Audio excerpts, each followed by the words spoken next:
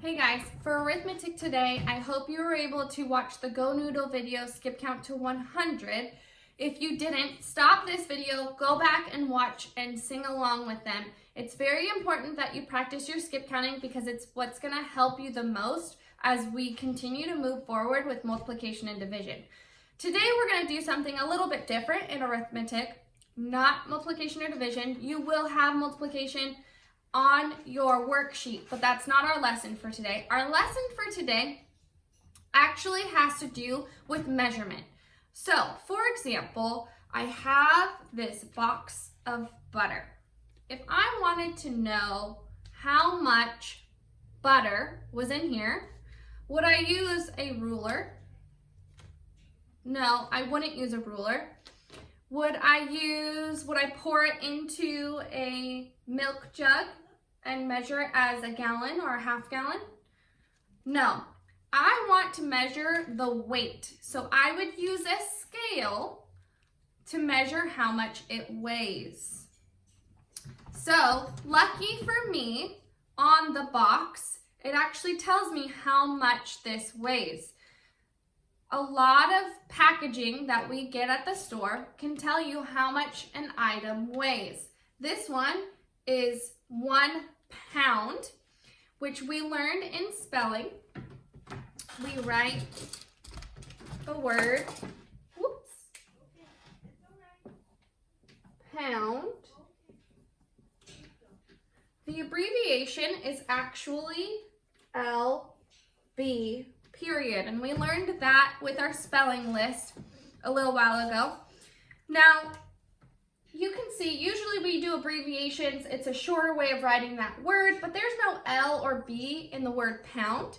L and B actually come from the Latin word, which was the original word, and it was the word libra that has an L and a B in it. So that's why we use an L and a B to write the short way of writing pound. So, this is 1 pound, but we also have things that are lighter than this. This isn't that heavy. I can throw it, kind of play with it. It's not that heavy, but I definitely have things that are lighter than this.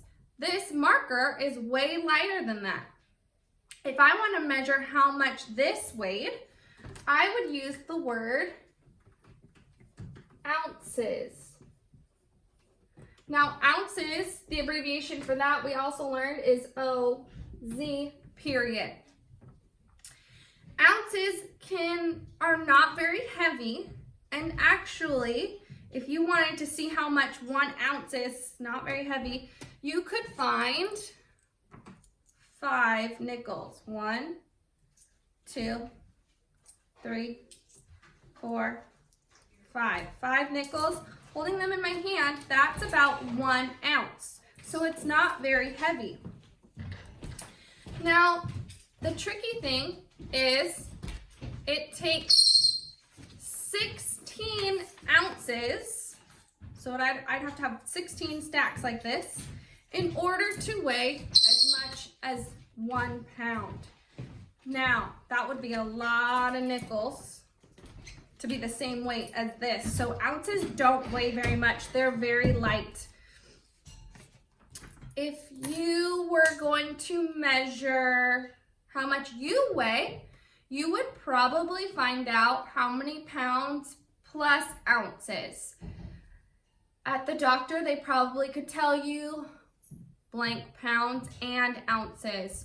If you have something that weighs, let's say we have something that from the store that weighs 1 pound and 2 ounces, a whole pound is actually 16 ounces, plus 2 more would be 18 ounces, and you would just count up from there. Or you could say 1 pound and 2 ounces.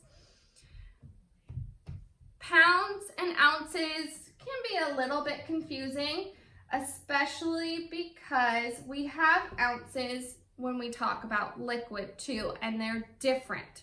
When we measure how much something weighs, we use pound and ounces, and when we measure how much liquid is in something, like we do with our gallon milk jug or our quarts or our pints or our cups, we also have ounces that are even smaller than cups. So we will get into that a little bit more later. Today we're only focusing on pounds and ounces with how much things weigh. Let me know if you have any questions. That's it for today. Bye.